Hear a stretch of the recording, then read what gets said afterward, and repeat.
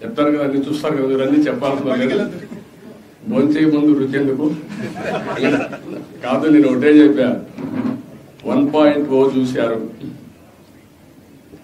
2.0 చూశారు, 3.0 చూశారు, 4.0 వచ్చాను.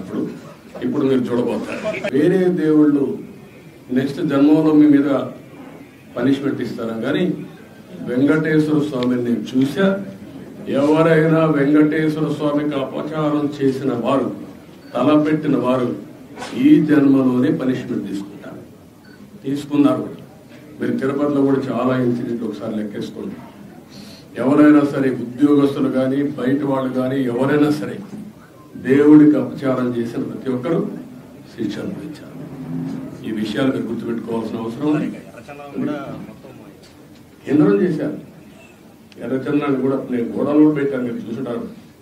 గోడలు కూడా ఎర్రపోతా ఉంది. ఎర్రచందనం స్మగ్లర్కే సీట్ ఇస్తే ఏం మాట్లాడతారు? చట్టాలు కూడా ఒక చేతులకు అప్పచెప్పేస్తున్నారు. చాలా ఉన్నాయండి, ఒకటి మాట్లాడడం కాదు, చాలా ప్రక్షాళన చేయాలి. ఇంకా వీళ్ళు డబ్బులు, రౌడీజం, దీంతోనే రాజకీయం చేయాలనుకుంటారు. ఏమీ జరగదు. నేను ఒకటే చెప్తున్నా, దృఢ సంకల్పంతో వెంకటేశ్వర సాక్షిగా చెప్తున్నా, మంచిని ప్రోత్సహిస్తా, చెడును మాత్రం గట్టిగా తొందరలో దూకేస్తా. ఎన్నికలకు వెళ్ళాం. ఎన్నికల్లో ఏమైందో తెలీదు. 5 సంవత్సరాలు కళ్ళు మూసుకుంటే చాలా అయిపోయింది. 5 సంవత్సరాలు. మళ్ళీ 2024 నుంచి 2029 కూడా అదే మాదిరిగానే కళ్ళు మూసుకుంటే 2029 కూడా కళ్ళు మూసుకుంటే వచ్చేస్తుంది. ఇవి మనం గుర్తుపెట్టుకోవాల్సిన అంశం ఏమిటి అని అంటే, సినిమాలో ఓన్లీ ఫస్ట్ హాఫ్ మాత్రమే అయ్యింది. గతంలో కూడా ఇదే మాదిరిగా పరిస్థితులు ఉన్నప్పుడు కూడా మనం ఏ మాదిరిగా పైకి లేచాము అన్నది కూడా మీ అందరికీ తెలిసిన విషయాలే. నేను ఒక్కటే మీ అందరికీ చెప్తా ఉన్నా, ప్రజల్లో ఈరోజు మనం చేసిన మంచి ఉంది. ఇంటింటికి మనం చేసిన మంచి ఇంకా బ్రతికే ఉంది. ప్రజల్లో ఈరోజు మనం చేసిన పాలన మీద విశ్వసనీయత అనే పదానికి అర్థం ఈ రోజుకి కూడా ప్రజల్లో ఉంది. గడప గడపకు మనం చేసిన మంచి ఇంకా ప్రజల్లో బతికే ఉంది. మరి ఇవన్నీ ఉన్నప్పుడు మళ్ళీ మనం లేయడం కూడా తథ్యం. కాకపోతే కొంచెం టైం పడుతుంది. ఆ టైం ఇవ్వాలి. ఆ టైం ఇచ్చినప్పుడు, అది జరిగినప్పుడు, పాపాలు పండినప్పుడు ఖచ్చితంగా మళ్ళీ మనం పైకి లేస్తాం. ఈ విషయం ప్రతి ఒక్కరం కూడా గుర్తుపెట్టుకోవాలి. ఎందుకు ఈ మాట కూడా చెప్తా ఉన్నానంటే, రాజకీయాలలో అన్నిటికన్నా ముఖ్యమైన అంశం క్యారెక్టర్, విలువలు, విశ్వసనీయత. ఈ పదాలకు అర్థం తెలిసి ఉండడం రాజకీయాలలో చాలా అవసరం. రాజకీయం అంటే ఎల్లవేళలా అధికారమే కాదు. అధికారంలో లేనప్పుడు కష్టాలు ఖచ్చితంగా వస్తాయి. కానీ ఖచ్చితంగా కష్టాలు వచ్చినప్పుడు మనం ఖచ్చితంగా ఏ రకంగా రియాక్ట్ అవుతామన్నది మన చేతుల్లో ఉంది.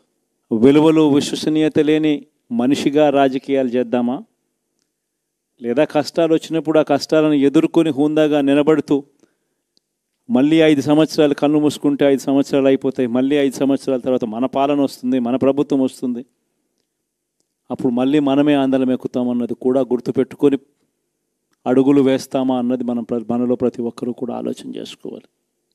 ఇదే మన ప్రభుత్వం అధికారంలో ఉన్నప్పుడు కులం చూడలేదు, మతం చూడలేదు, ప్రాంతం చూడలేదు, రాజకీయాలు చూడలేదు, చివరికి ఏ పార్టీకి ఎవరు ఓటు వేశారు అన్నది కూడా చూడకుండా ప్రతి పథకము కూడా డోర్ డెలివరీ చేయించాం. మనం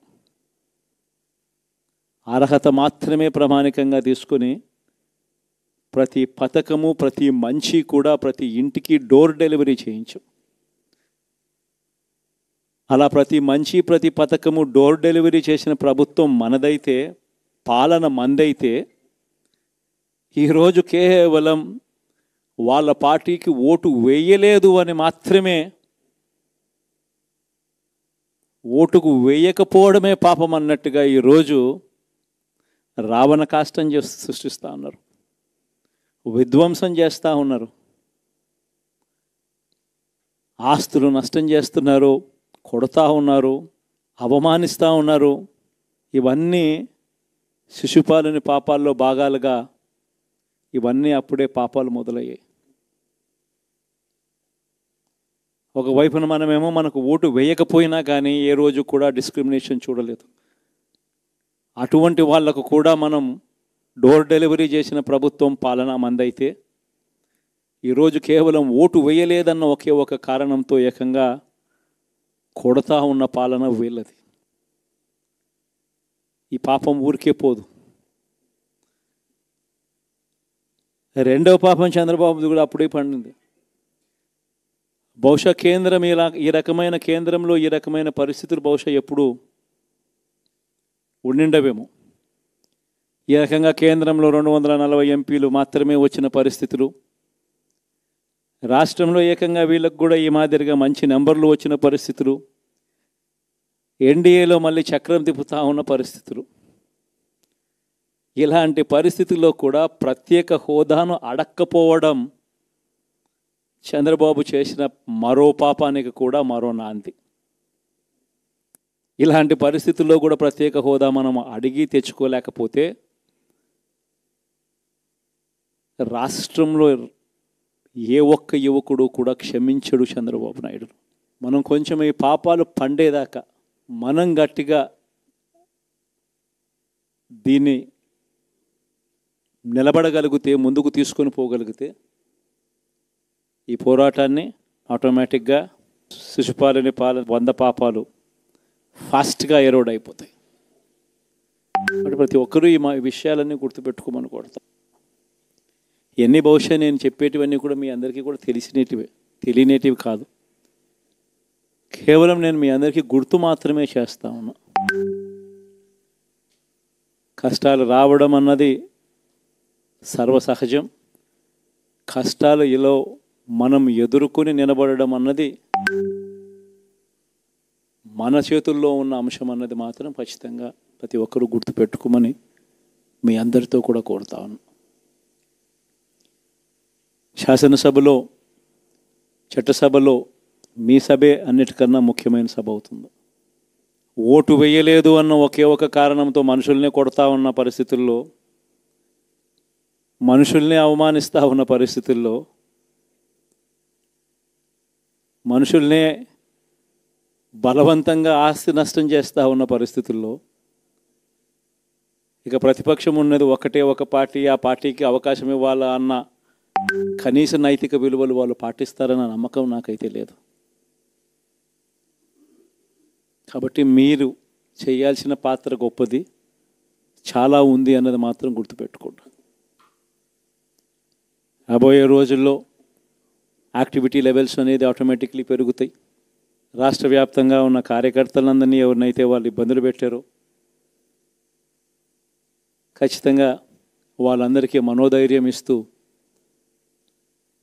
వాళ్ళ గ్రామాలకు వెళ్ళి వాళ్ళకు తోడుగా ఉండే కార్యక్రమాలు చేసే కార్యక్రమాలు జరుగుతాయి.